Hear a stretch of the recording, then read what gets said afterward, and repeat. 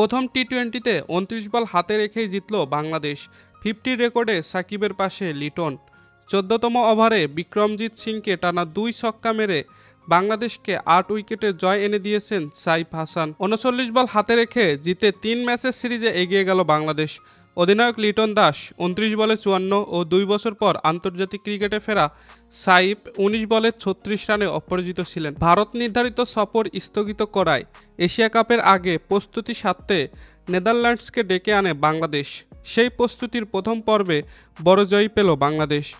একই মাঠে সিরিজের দ্বিতীয় ম্যাচ সোমবার ৪ মেরে দলকে ১০০ এনে দেওয়ার পরের বলে ১ রান নিয়ে 50 পূরণ করেন লিটন দাস।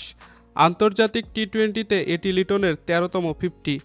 এই সংস্করণে বাংলাদেশের ব্যাটসম্যানদের সবচেয়ে বেশি 50 রেকর্ড সাকিব আল হাসানের। একটি ছক্কা মারলেই এক পঞ্জিকা বর্ষে টি-20তে বাংলাদেশের হয়ে সবচেয়ে বেশি ছক্কার রেকর্ড হতো তানজিদ হাসানের। কাইল ক্লানের করা নবম ওভারে ১৫ রান তুলেছে বাংলাদেশ। ওভারের দ্বিতীয় বলে ৪ মারেন তানজিদ।